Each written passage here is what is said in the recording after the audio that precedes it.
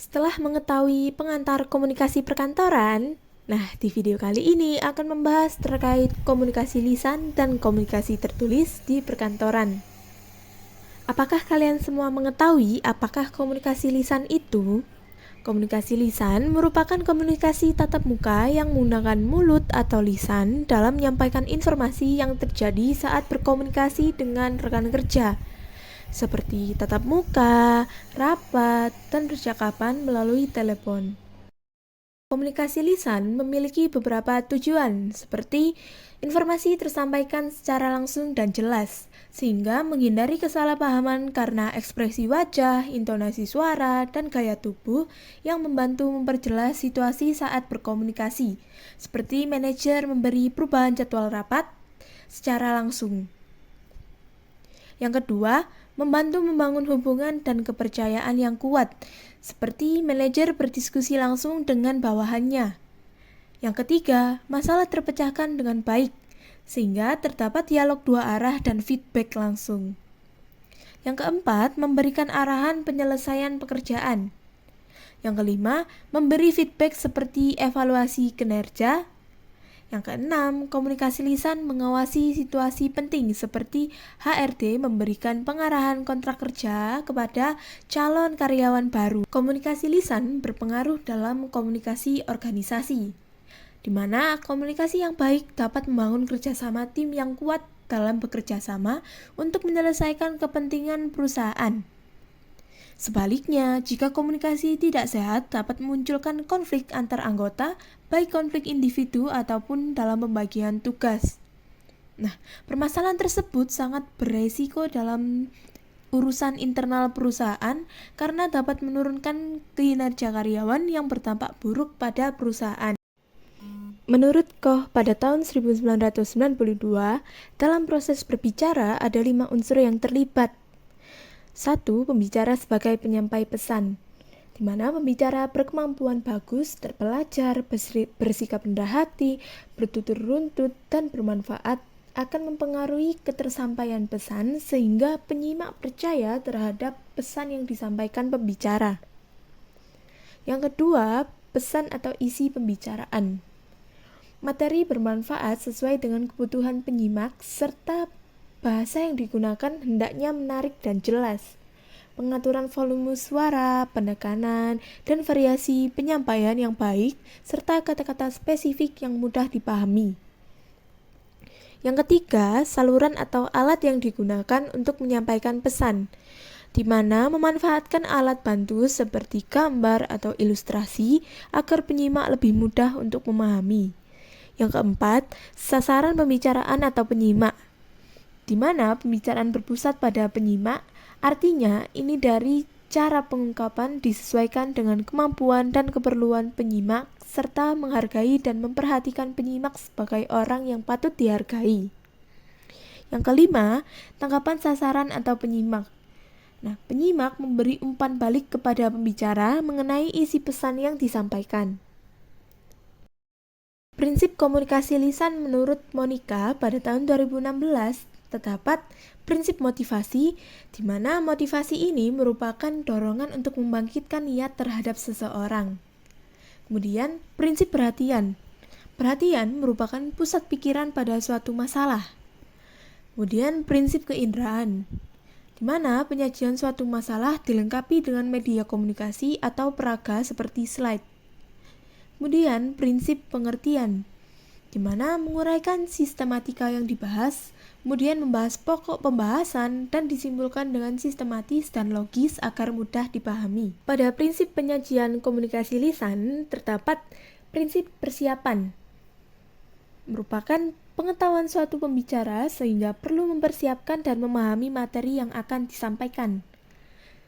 Kemudian terdapat sistematika penyajian, di mana bahan yang disampaikan disusun secara sistematis.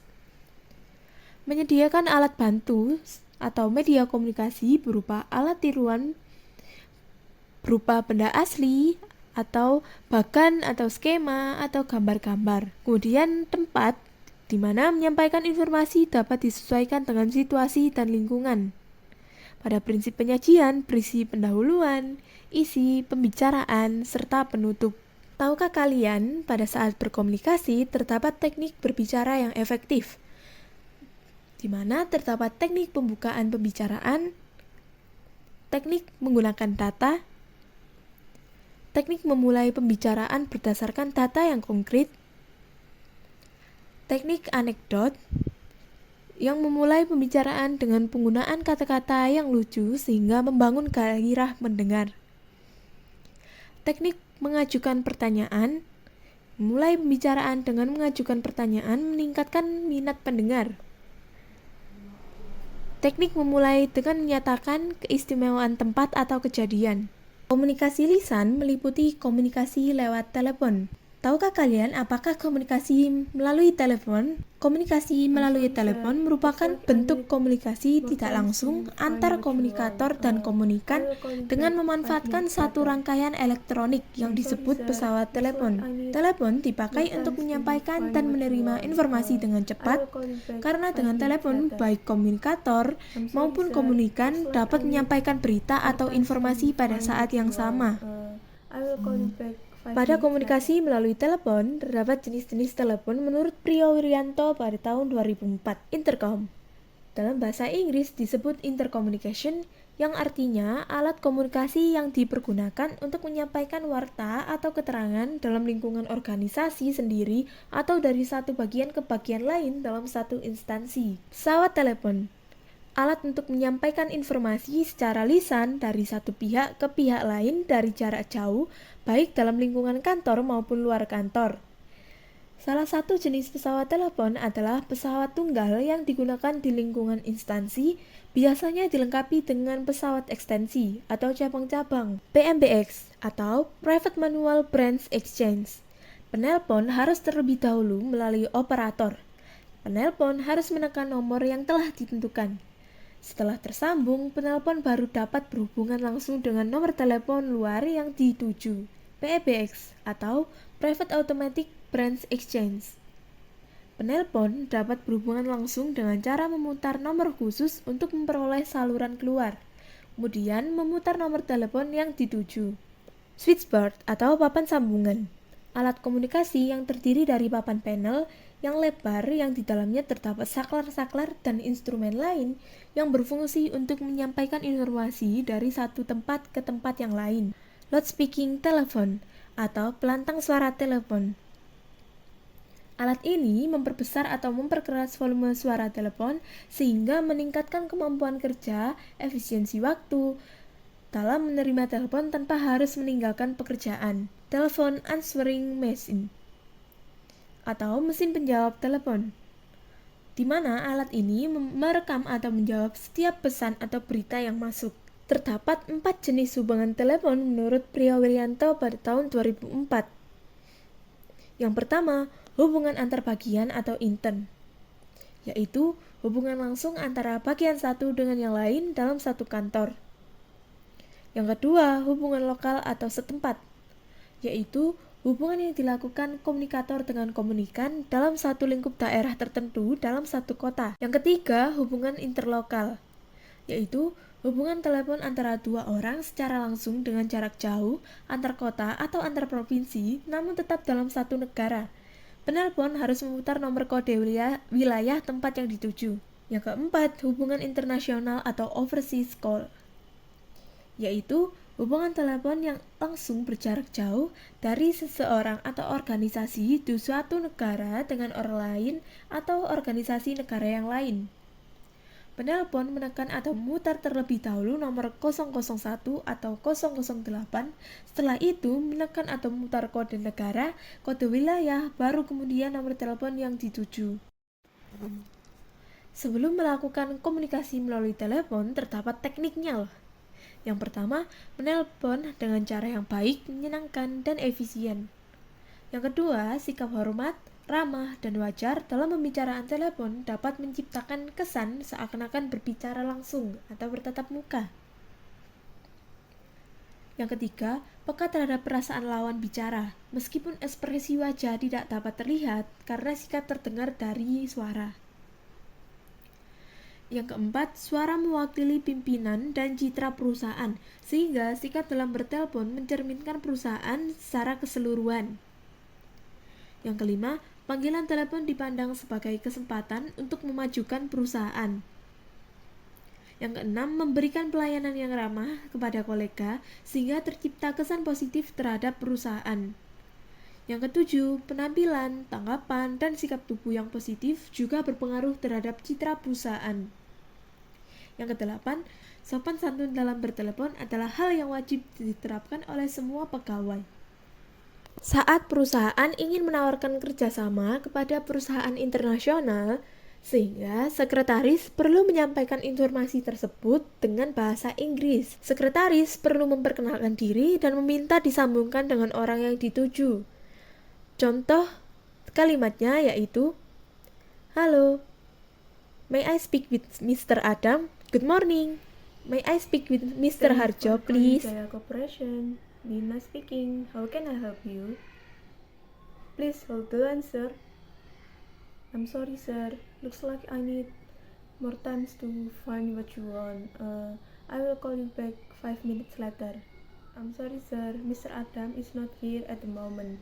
Can I take a message? I'm sorry. Could you please repeat that? Can you please spell that for me? It's been great talking with you. Thank you. Good morning. Good morning. PT Jaya Kusuma Abadi. Is there anything I can help? Good morning. I'm Miss Rizka. As Secretary, Mr. Harso Laksono from PT Andalan Anda would like to speak with Mr. Jaya as Director of PT Jaya Kusuma Abadi.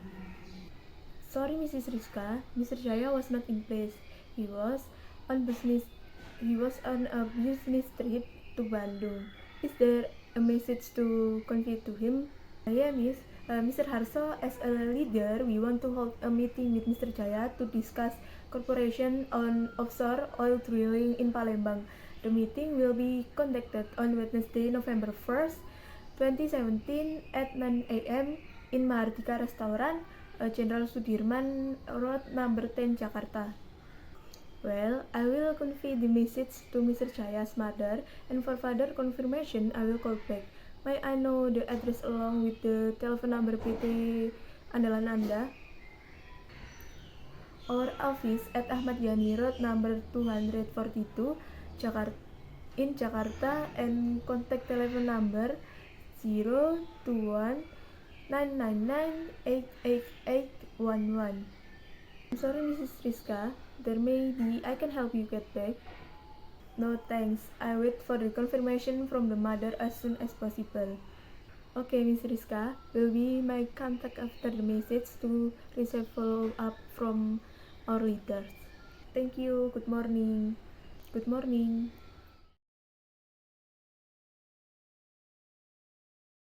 Terdapat panduan yang perlu diperhatikan untuk menjawab telepon. Mencatat pesan telepon saat atasan tidak ada, sehingga perlu membuat catatan yang memuat nama penelpon, penerima pesan, dan maksud atau pesan yang disampaikan. Prosedur mencatat yang akurat. Mencatat nama dan nomor telepon dilakukan dengan benar serta menggunakan bahasa yang sopan dan intonasi suara yang baik. Pentingnya catatan informasi lengkap. Memudahkan pimpinan menghubungi penelpon tanpa kesulitan mencari data yang diperlukan. Penanganan telepon dari penelpon yang tidak dikenal. Tidak memberikan informasi lengkap seperti nama, alamat, karyawan, atau data pimpinan kepada penelpon yang tidak dikenal. Etika dan batasan informasi. Tidak memberikan informasi berlebihan atau terlalu banyak kepada penelpon. Komunikasi tertulis adalah proses penyampaian pesan komunikasi yang ditulis menggunakan kata-kata dalam bentuk tulisan yang dilakukan dalam kegiatan surat menyurat melalui pos, telegram, fax, email, dan sebagainya. Pengaruh komunikasi tertulis terhadap komunikasi dalam organisasi, yaitu pada setiap perusahaan pasti akan adanya sebuah dokumen-dokumen tertulis, karena jika tidak adanya dokumen maka akan terjadinya kesalahpahaman, dan juga kalau tidak adanya dokumen yang tersedia maka tidak ada bukti jika adanya kesalahan. Komunikasi tertulis berfungsi sebagai tanda bukti tertulis yang otentik seperti surat perjanjian. Alat pengingat atau berpikir bila mana diperlukan, misalnya surat yang telah diarsipkan. Dokumentasi historis, misalnya surat dalam arsip lama yang digali kembali untuk mengetahui perkembangan masa lampau.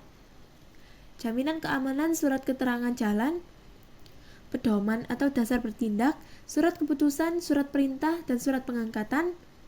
Lebih efisien dari komunikasi melalui telepon bila jarak antara perusahaan dan langganan jauh. Jenis komunikasi tertulis yaitu surat merupakan alat komunikasi tertulis atau sarana untuk menyampaikan pesan maupun informasi secara tertulis dari pihak satu kepada pihak yang lain. Telegram merupakan tulisan yang disampaikan kepada seseorang untuk memberikan pesan atau message dari jarak jauh yang terbagi menjadi telegram umum dan telegram milik pemerintah. Telegram yang dikirim secara umum termasuk perusahaan, negara, dan swasta, jenis formulirnya warna putih. Memo Office Memorandum. Cara berkomunikasi tertulis yang digunakan oleh seorang pejabat kepada seseorang atau sekelompok orang di dalam lingkungan organisasi. Laporan merupakan suatu keterangan tertulis yang disampaikan oleh seseorang kepada atasannya untuk menyampaikan informasi pertanggungjawaban dari atasan kepada bawahan. Laporan sebagai bahan pengambilan keputusan. Formulir merupakan cara berkomunikasi tertulis yang relatif sudah berpola atau paten. Artinya, organisasi telah menetapkan standarisasinya. Prinsip komunikasi tertulis lengkap. Pesan yang digunakan harus lengkap dan mengandung fakta yang diinginkan oleh pembicara. Pesan tersebut menjawab pertanyaan 5W+1H, khususnya saat menjawab surat pengumuman dan sebagainya. Ringkas, menggunakan kata yang langsung pada inti atau tidak bertele-tele. Pertimbangan, mempertimbangkan apakah pesan yang disampaikan sudah dapat dipahami oleh penerima. Konkret, menggunakan kata yang berdasarkan pada fakta dan data serta menggunakan kalimat aktif. Jelas, pesan yang disampaikan harus benar-benar jelas dan dapat dimengerti oleh pembaca. Sopan, tidak menggunakan kata yang menyinggung perasaan pembaca. Benar, menggunakan bahasa yang sesuai dengan level pengetahuan dan menggunakan kata akurat, grafik gambar yang menunjang.